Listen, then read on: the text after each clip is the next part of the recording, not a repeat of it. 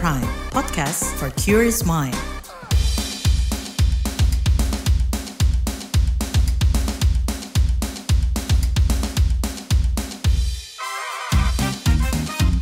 What's Trending KBR Pagi, siaran pagi radio paling update. Halo semuanya, ketemu lagi di What's Trending bareng Lea Baneza. Kali ini Lea mau bahas tempat kerja tidak ramah kesehatan mental. Stigma-stigma atau label negatif harus diakui masih sangat kuat melekat pada manusia-manusia yang memiliki masalah kesehatan mental. Padahal nih, stigma ini berpotensi memperparah kondisi mental yang dialami individu hingga menghambat penyembuhan orang dengan gangguan jiwa.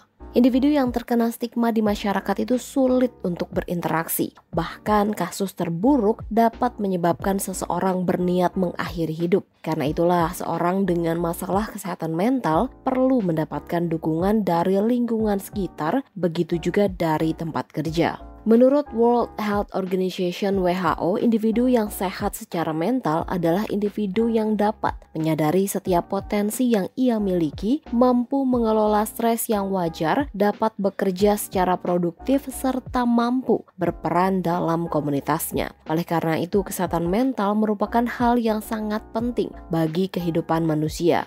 Sayangnya, kesehatan mental di lingkungan kerja masih sering dianggap sebagai suatu yang gak penting. Karyawan yang mengalami masalah kesehatan mental pun seringkali dianggap sebagai orang yang suka mencari perhatian atau lebay, hingga dianggap tak mampu menghandle pekerjaan dengan baik.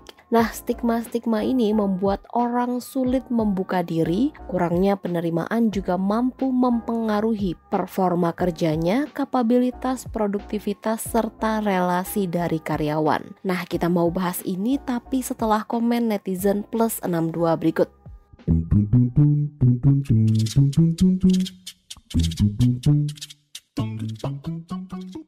Nah, yang pertama komentar @zahxx. Kerja palu gada, gaji gak seberapa. 62% orang mengalami distres saat bekerja, berakibat pada kecemasan, depresi, bahkan terganggunya aspek kehidupan pribadi. Padahal kerja tuh ngabisin setengah waktu dalam sehari loh. Kebayang seberat apa gak hidup? Lanjut @sukxx.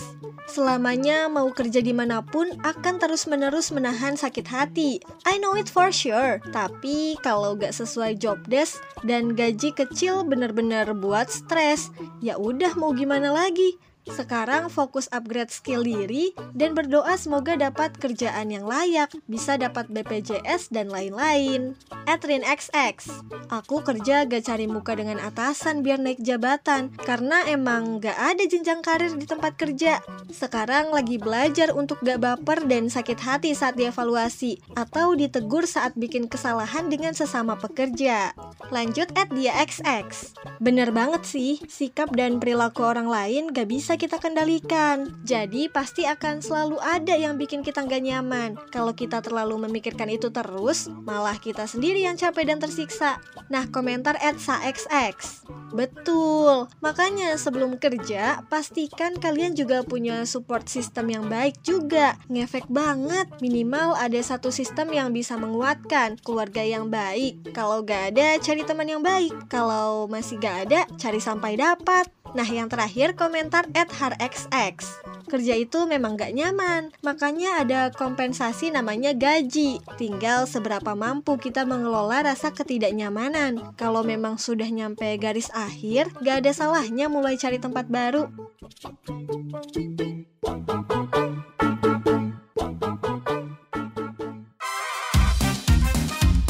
What's Trending KBR Pagi, siaran pagi radio paling update.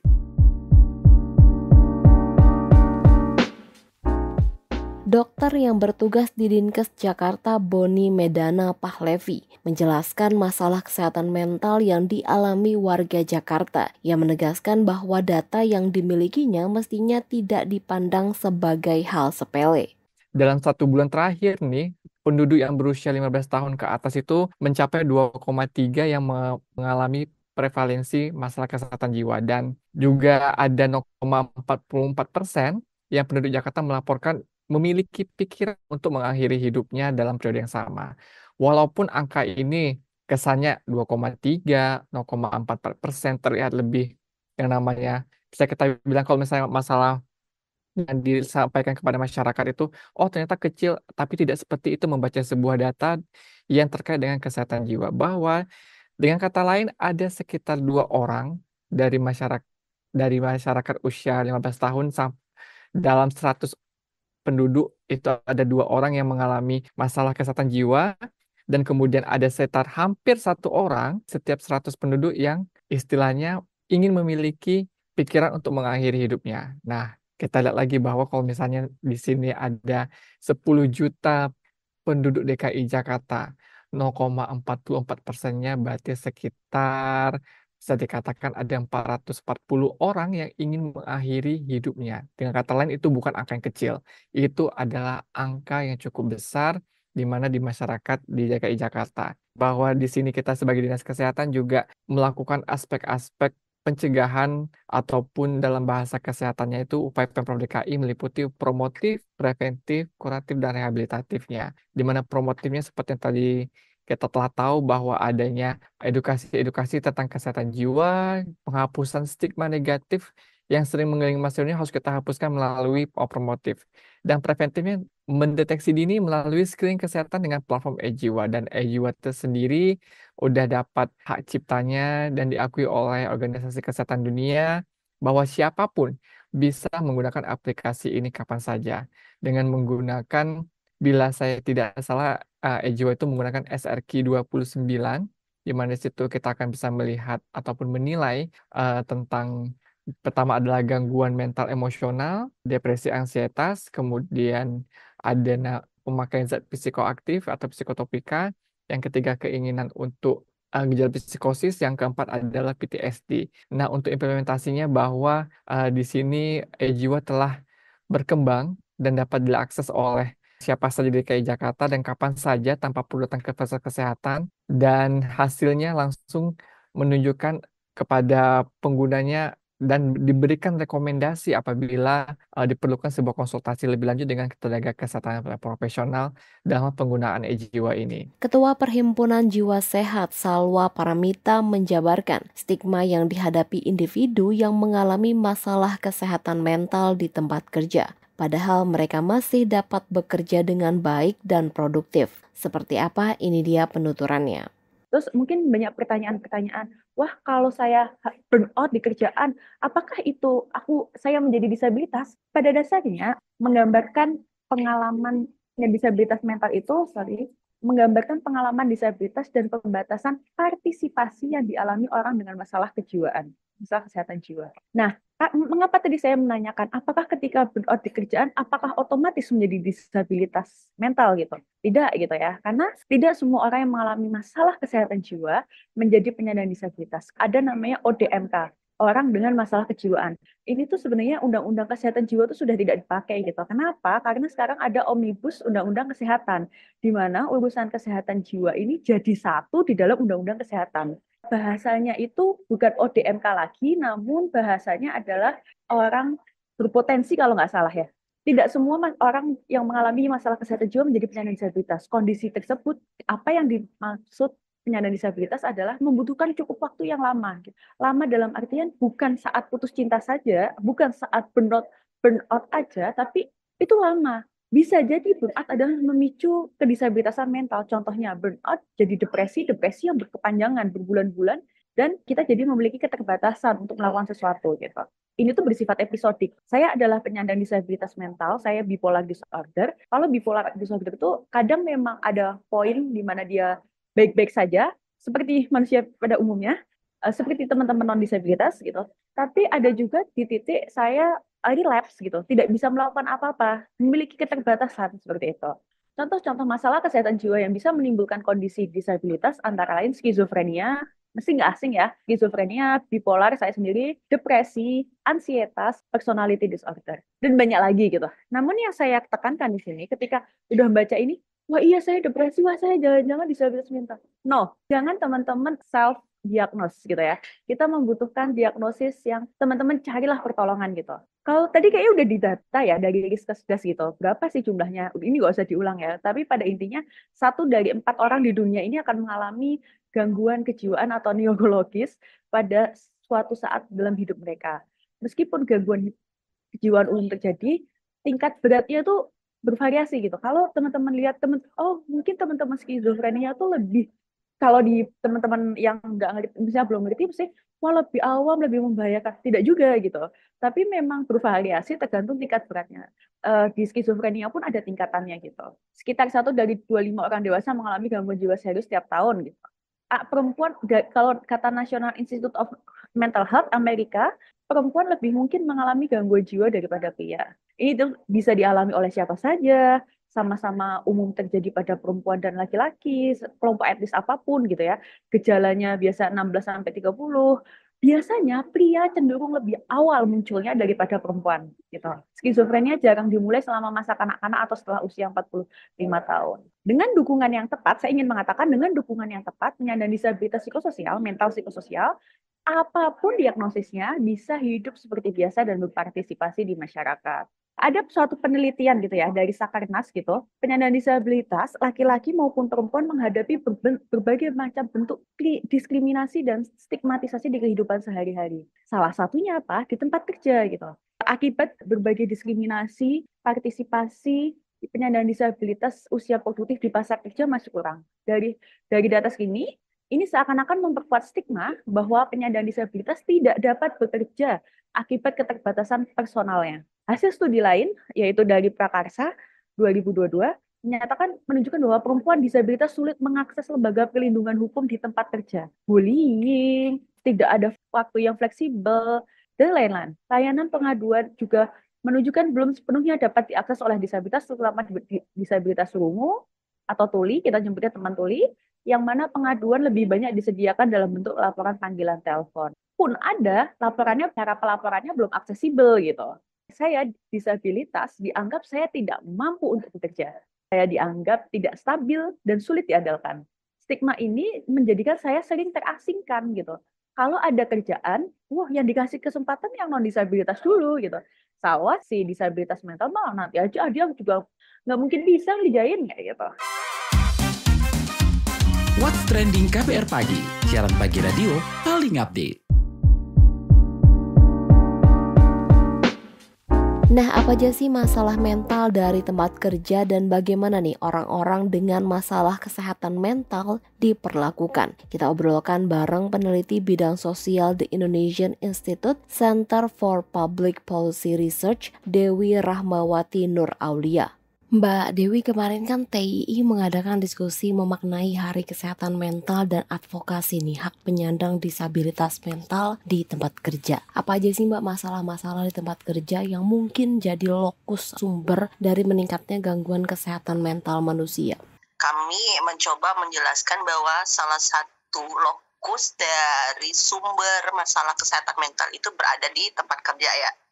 Permasalahan yang berada di tempat kerja itu yang menjadi potensi meningkatkan masalah kesehatan mental para karyawan di dalamnya, bisa salah satunya di dalamnya itu karena adanya workload kerja yang tidak berimbang dengan kompensasi yang diperoleh. Sudah itu termasuk job desk ya yang tidak jelas bisa menjadi salah satu sumber yang meningkatkan kesehatan mental kita, termasuk adanya persaingan yang tidak sehat atau interaksi antar individu maupun di dalam tim sendiri yang bisa membuat mengapa permasalahan kesehatan mental di tempat kerja itu menjadi ada gitu.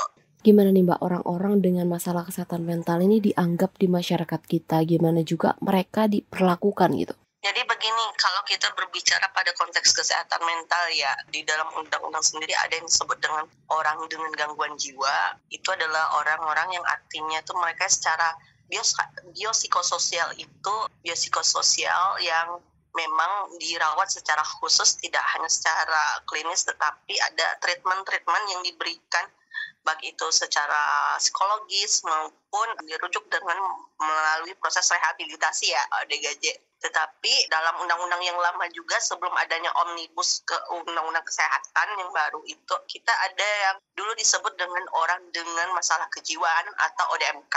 Nah, orang ODMK ini adalah orang-orang yang seperti kita, yang artinya itu tidak hanya orang dengan gangguan jiwa saja yang memiliki di treatment dengan berbagai pendekatan tadi, tetapi orang-orang yang seperti kita pun ternyata memiliki kerentanan juga mengalami gangguan-gangguan kesehatan walaupun tidak berada di level separah daripada teman-teman yang ODGJ itu, seperti itu. Nah, permasalahannya sampai saat ini yang terjadi di masyarakat kita memandang bahwa ODGJ itu adalah kelompok masyarakat yang artinya yang cenderung hampir tidak dilihat ya sebagai bahagian dari kelompok masyarakat, yang artinya mereka tidak memiliki peran khusus di dalam baik ekonomi termasuk di pembangunan, padahal hampir sebahagian dari orang-orang yang memiliki bakat khusus itu adalah mereka yang ternyata juga memiliki permasalahan di kesehatan mental gitu, tetapi mereka tidak melihat itu sebagai satu bentuk yang spesial. Nah, oleh sebab itu banyak sekali, tidak hanya dari Indonesia Institute ya, di kelembagaan lain pun kita mencoba mengadvokasi bahwa orang dengan gangguan jiwa ini perlu ditreatment dengan baik. Bagaimana dengan meningkatkan fasilitas kesehatan yang memadai untuk mereka, termasuk dengan penyediaan panti rehabilitasi sosial yang lebih memanusiakan teman-teman ODS ini, seperti itu. Di sisi lain, kalau misalnya kita melihat di ODMK ya, teman-teman orang dengan masalah kejiwaan, terutama mereka yang berada di konteks di tempat kerja yang memiliki kerentanan dalam tingkatnya penyakit kesehatan mental ini, tentunya sebenarnya kita mencoba mendorong agar kebijakan-kebijakan yang pro kesehatan mental ini untuk bisa diterapkan dengan apa. Misalnya salah satunya kami mencoba mendorong agar setiap perusahaan industri itu juga termasuk, sebenarnya ini adalah menjadi tanggung jawab semua ya, pemerintah dan semuanya, agar bisa memberikan kompensasi atau berupa insentif pajak kepada kelompok pelaku usaha yang memang sebenarnya mereka juga struggling untuk bagaimana menciptakan situasi lingkungan pekerjaan itu yang menenangkan dan memanusiakan manusianya sendiri. Nah, kalau kondisi mereka di tempat kerja, apakah sering mengalami masalah atau perlakuan tidak adil nih, Mbak? Dan jelas ya, permasalahan kesehatan mental di tempat kerja itu menjadi sangat penting untuk bisa disuarakan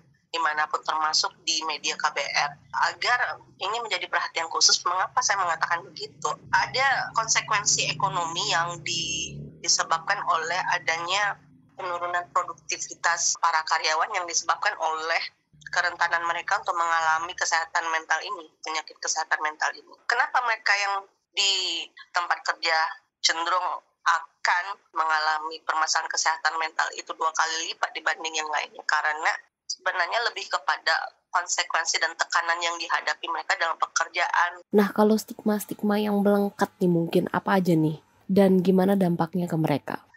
Pada konteks mana dulu? Misalnya kita berbicara di ODGJ, orang dengan gangguan jiwa. Orang dengan gangguan jiwa itu kan pasti dilihat oleh masyarakat umum ya sebagai orang-orang yang artinya itu tuh katakanlah mereka yang ada di jalan sebagai PMKS yang tidak terawat, yang artinya itu tidak tahu waktu, tidak bisa ya minimal tuh dari konteks penampilan mereka tentunya kita sudah tahu ya, yang artinya itu mereka butuh perawatan orang lain ketika kita berbicara ODS itu. Sedangkan di orang dengan masalah kesehatan jiwa sendiri, pada konteks hal yang lebih spesifik seperti orang dengan bipolar dan sebagainya pun seringkali dianggap sebagai orang-orang yang artinya bagi sebagian masyarakat tuh ya adalah artinya orang-orang yang membutuhkan perawatan orang lain, yang artinya itu tidak siap untuk bekerja di bawah tekanan gitu loh. Padahal sebenarnya itu bukan demikian loh.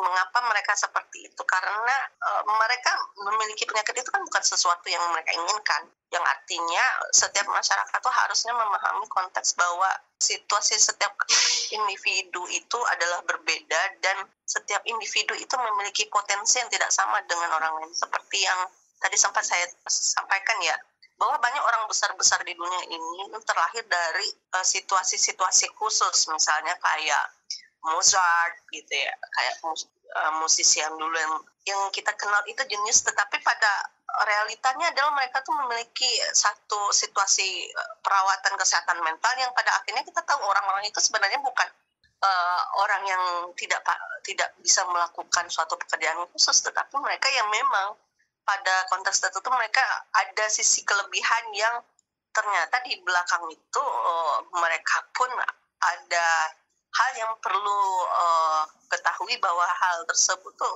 mereka ternyata ada survivor seperti itu. Sehingga menurut saya ya, pada konteks ini sebenarnya ya memang edukasi kesehatan kepada masyarakat itu perlu untuk terus digaungkan, tidak hanya kepada lembaga advokasi yang khusus menangani permasalahan kesehatan mental, lebih lagi ini juga kepada para advokatornya yang memiliki isu konsen terhadap kesehatan mental itu, agar stigma-stigma kita kepada orang-orang seperti ini, kepada kelompok masyarakat termarginalkan ini untuk selesai seperti itu, dan melihat mereka itu sebagai kelompok masyarakat yang setara kepada kita seperti itu. Kalau Indonesia mau berubah, khususnya di pemerintahan yang baru ini nih Mbak Prabowo, kira-kira mulai dari mana nih? Perubahan seperti apa yang diperlukan? Yang pertama, dalam konteks ini kepada pemerintah sebenarnya upaya yang dilakukan pemerintah dalam mencoba untuk mengadvokasi hak-hak para penyandang masalah kesehatan mental ya, terutama para kelompok termarginalkan seperti ODS ini atau orang dengan gangguan jiwa ini sudah lama banyak dilakukan. Seperti salah satunya adalah menggebiarkan atau menggaungkan Indonesia bebas pasung. Di Indonesia ini ternyata isu pemasungan terhadap orang itu ternyata masih belum selesai.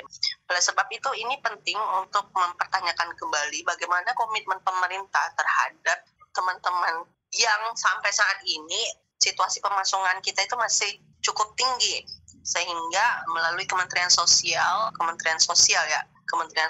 dan kementerian terkait tentunya ini menjadi PR penting bagaimana sebenarnya mencoba agar Indonesia tidak lagi melakukan aktivitas pemasungan kepada orang-orang dengan gangguan jiwa ini. Terlebih kita sendiri kan sudah ada beberapa fasilitas kesehatan yang memang sudah mengcover layanan gangguan jiwa itu melalui BPJS ya, sehingga menurut saya ini penting untuk dilakukan, untuk tetap terus dilakukan kepada pemerintah termasuk kepada masyarakat, menyadarkan bahwa pemasungan kepada keluarga maupun kepada individu yang terjangkit gangguan jiwa ini bukan merupakan suatu jalan keluar dalam menciptakan situasi lingkungan yang lebih baik terutama untuk melakukan pemulihan kepada teman-teman. Terima kasih Mbak Dewi. Ya, sama-sama.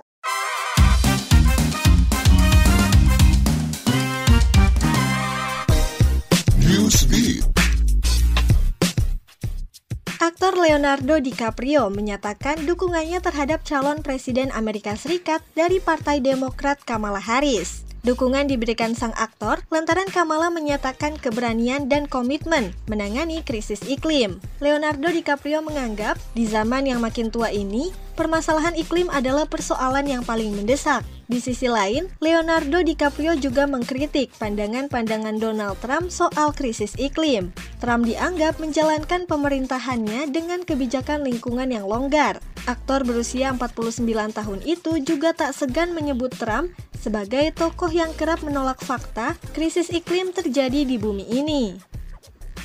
Belakangan Ratu Camilla dari Inggris menyatakan kalau suaminya, Raja Charles III sering begadang atau bekerja hingga larut malam, lantaran ada setumpuk pekerjaan sebagai kepala negara Britania Raya dan negara-negara persemakmuran. Pernyataan ini pun mendapat sorotan dari kalangan pakar kesehatan, mengingat usia Raja Charles III yang sudah lebih 70 tahun. Kalangan medis menganggap istirahat adalah hal yang paling penting. Bekerja hingga larut malam sangat beresiko bagi kesehatan. Beberapa masalah yang mungkin timbul dari kurang tidur adalah susah berkonsentrasi, kurang fokus, gangguan emosional, dan suasana hati. Anggota band asal Korea Selatan, Minhwan FT Island mengungkap permintaan maaf atas kontroversi yang belakangan meramaikan media sosial, yaitu tuduhan mantan istrinya Yeolhee soal dirinya diduga berselingkuh dan prostitusi selama masih menikah. Agensi dari drummer FT Island, FNC Entertainment mengatakan Minhwan akan hiatus dari dunia keartisannya. Namun soal kebenaran dari masalah yang diungkap Yeolhee, FNC mengatakan sulit untuk memberikan rincian masalah pribadi sang artis. Sedangkan vokalis FT Island, Lee Hong-ki, sempat mengunggah pernyataan kalau kita tidak boleh begitu saja mempercayai semuanya. Tak hanya berhenti dari aktivitasnya sebagai anggota band FT Island, pria bernama asli Choi Min-hwan itu juga mundur dari program Return of Superman. Di acara itu, Min-hwan tampil dengan ketiga anaknya. Di akhir perjumpaan kita, saya mau ajak Anda menyimak rangkuman berita daerah pilihan dalam WhatsApp Indonesia berikut ini.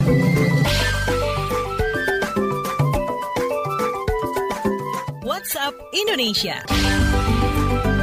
WhatsApp Indonesia kita mulai dari Bogor.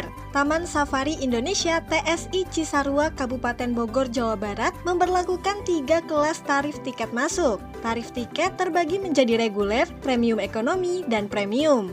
Koordinator Pendapatan Taman Safari Bogor, M. Pahrul Rozi menjelaskan, kelas baru premium ekonomi memberikan fasilitas tambahan berupa akses gratis ke beberapa wahana permainan. Sementara kelas premium menawarkan fasilitas kunjungan gratis ke Istana Panda. Tarif tiket 3 kelas ini berbeda antara hari biasa dan akhir pekan, dengan harga tiket premium ekonomi pada hari biasa sebesar Rp220.000 untuk dewasa dan Rp175.000 untuk anak usia 1-5 tahun. Sedangkan pada akhir pekan menjadi Rp235.000 dan Rp185.000. Tiket kelas reguler pada hari biasa dikenakan tarif Rp195.000 untuk dewasa dan Rp150.000 untuk anak, serta Rp210.000 dan Rp175.000 pada akhir pekan. Sementara itu, tiket premium dikenakan Rp230.000 untuk dewasa dan Rp185.000 untuk anak pada hari biasa, serta Rp255.000 dan Rp195.000 di akhir pekan. Kini pengunjung Taman Safari bisa memilih kelas kunjungan sesuai keinginannya. Selanjutnya ke Belitung Timur. Komisi Pemilihan Umum KPU Kabupaten Belitung Timur, Provinsi Kepulauan Bangka Belitung, gencar melakukan sosialisasi menjelang Pilkada 2024. Kali ini KPU Belitung Timur melakukan sosialisasi berbalut festival seni, mulai dari seni musik dan seni tari. Sosialisasi dilengkapi kegiatan jalan sehat serta bazar UMKM. Menurut Koordinator Divisi Sosialisasi, Pendidikan Pemilih, Partisipasi Masyarakat, dan Sumber Daya Manusia KPU Belitung Timur, Asrikah, kegiatan ini bertujuan meningkatkan partisipasi masyarakat, khususnya generasi muda, dan mengajak mereka hadir di tempat pemungutan suara TPS pada 27 November 2024. Selain itu, KPU Belitung Timur juga menggelar Focus Group Discussion FGD bertema dinamika hukum pemilihan kepala daerah serentak tahun 2024 yang menjadi ajang bagi berbagai pihak untuk memberikan masukan dan kritik terkait penyelenggaraan pilkada. Terakhir ke Papua. Sebanyak 13 komunitas di Provinsi Papua menggelar aksi muda jaga iklim AMJI. Aksi ini sebagai upaya memerangi dampak perubahan iklim yang semakin nyata. Aksi dilakukan di kota dan Kabupaten Jayapura. Koordinator AMJI Papua dan Papua Selatan dari Yayasan Ekonusa, Jamina Rumbewas menyatakan, aksi ini bertujuan meningkatkan kesadaran masyarakat, terutama generasi muda tentang pentingnya menjaga lingkungan. Menurut Jamina, kondisi krisis iklim perlu disadari masyarakat di Papua. Beberapa kegiatan yang dijalankan adalah edukasi ke sekolah-sekolah dan kampus guna mengajak anak muda untuk menjadi penerus gerakan menjaga iklim. Selain turun ke jalan, peserta juga diajak bijak menggunakan plastik guna mengurangi dampak buruk sampah terhadap lingkungan. Jamina berharap aksi ini dapat meningkatkan pemahaman masyarakat tentang pentingnya menjaga alam. Demikian WhatsApp Indonesia hari ini. Terima kasih ya sudah mendengarkan What's Trending. Jangan lupa nih terus dengarkan podcast ini di kbrprime.id dan aplikasi mendengarkan podcast lainnya. Lea Baneza mau pamit dulu. Stay safe and happy. Bye-bye.